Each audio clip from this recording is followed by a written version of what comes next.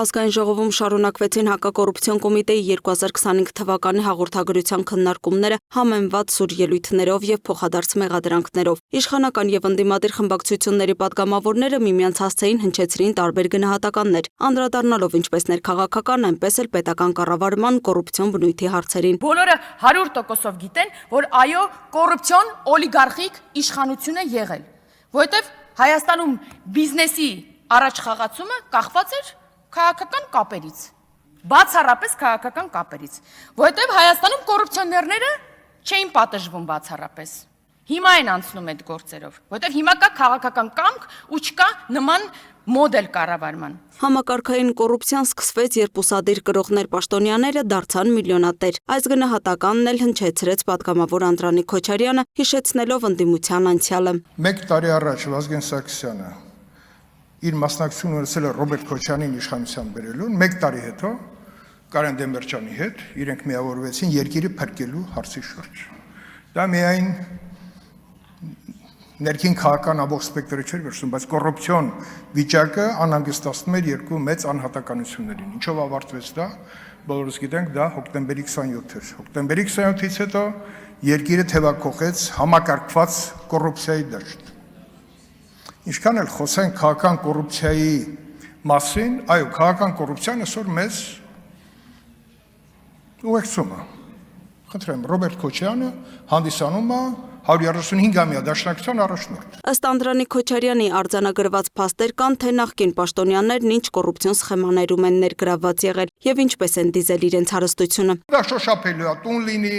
բանկային հաշիվներ լինեն, մի քանի էջից բաղկացած, ասենք, անշարժ գույք, 74 միավոր անշարժ գույք, 56 միավոր անշարժ գույք, նախկին վարչապետ, նախկին նախագահ, ոչ մեկի չի ասում, որ դա չկա, ասում են դեռ դատանում ապացույց չի, մեզ մեղադրում են, բայց մարդիկ ինչի են դեռ ազատության մեջ։ Ես էլ եմ հարցնում, պարոն Աբաջյան, ձեզ չեմ մեղադրում, ես ասում եմ մեր օրենսդրության հետ մենք խնդիր ունենք, որտեղ գտել են ձևը դատական պրոցեսները ինչքան հնարավոր է ձգձգելով, ուրեմն պարզ չի դառնում մոտակա ապագայում իրենք իրենց պատիժը կստանան, թե չէ։ Քաղաքական բանավեճի հետևանքով նիստերի դահլիճում իրադրությունը լարվեց։ Գյումրիի ընտրության արդյունքները դուք չեք բողոքարկել։ Գյումրիում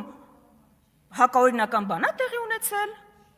Ինչի դեմ եք պայքարում, ինչը թույլ չեք տալու։ Թող Փաշինյանը հերովարտակ արձակի, որ Հայաստանում արգելված են, ինձ ընդհատել են, հիմա կավարտեմ։ Շուրգալ ձերքով ինձ ասել, ինձ ընդհատել են, ես հեսա կավարտեմ, ավարտվեց ձեր ելույթը, նստեք ձեր տեղը։ Այսինքն դա նշանակում է, որ բանախոսը պետքա շուրգը ազգային ժողովի նախագահին ձեռով անի, ասի ես կորոշեմ, ուրեմն ես եմ ստեղ որոշելու, ազատեք ամբյոնը։ Պարոն Ղազարյանը իրան իրավունք է վերապահում, դալիճ չմտած ընդեղ աստիճանավանդակից հրահանգներ է տալիս, մյուս պատգամավորը ինձ ասում է ես կորոշեմ, երբ եմ խոսալու, կարգի հրավիրեք ձեր խմբակցությունը, թե չէ ես կարգի կհրավիրեմ։ Նախքան դուք կարողանաք խոսել կոռուպցիայի մասին, կոռուպցիայի դեմ պայքարի ոլորտում ձախողումների եւ ձեռքբերումների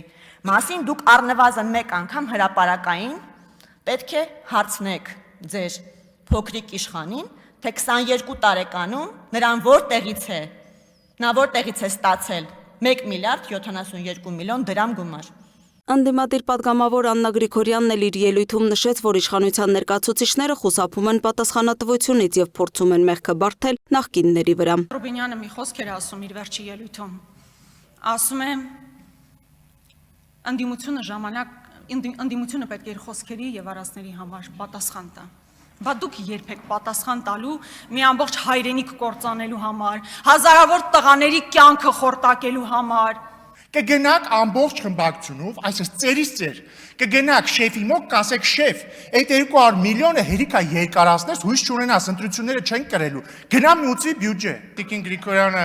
վիրավորվում է կամ ժխտում է, որ Քոչարյանի շեֆն է, երևի գործ ունենք հերթական ուրացման հետ, փաստորեն Քոչարյանն էլ է պատրաստում գցի ենթադրաբար, որովհետև արդեն հասկացել է, որ Քոչարյանի ուժը չի անցնելու խորհրդարան, ինչպես ասում են, տրանսֆերային պատուհանը բաց է։ Բայց հետ գալով կիսատ մնաց միտքը։ Հա, զանգեք Վայե Հակոբյանին, ասեք շեֆ, ինչ ես թռած ման գալիս, դու հետախուզման տակ ես։ Արի հետ։ Պատգամավոր Վահագն Ալեքսանյանը եւս անդրադարձավ ընդդիմադիրների մեղադրանքներին։ Նրա խոսքով վերջիններս չեն կարող խոսել թոշակներից, քանի որ նրանց կառավարման տարիներին թոշակները չափազանց ցածր էին։ Ալեքսանյանը ցուցադրեց 2000 թվականին թվագրվող մի տեսանյութ, որտեղ թոշակառուները պահանջում էին 3000-ից 4000 դրամ է տալիս, գալիս են 10-ից 15000 փող են ուզում, 100 կիլովատ ծախսում են 2500 դրամ մորդիստան։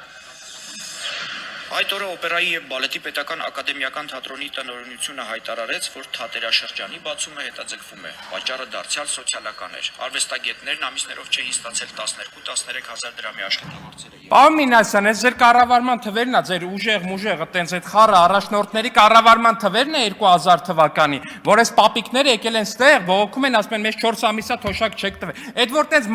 մտազբաղ խոսում եք, այս մարդկանցից քանիսն է սովից մահացել այդ տարի։ ՔՊ խմբակցության ղեկավար Հայկ Կոնջորյանը եւս անդրադարձավ ընդդիմության քննադատություններին, ընդգծելով, որ հակակոռուպցիոն քաղաքականությունը պետք է գնահատել կոնկրետ արդյունքներով, ըստ որի վերջին տարիներին մի շարք գործեր են բացահայտվել, որոնք տարիներ շարունակ մնացել էին ստվերում։ 2025 թվականի առաջին կիսամյակի բանով տվյալներով 2018 թվականի համեմատ Հայաստանի պետական բյուջեի եկամուտները ավելացել են մենակ առաջին կիսամյակով 2 միլիարդ դոլարով։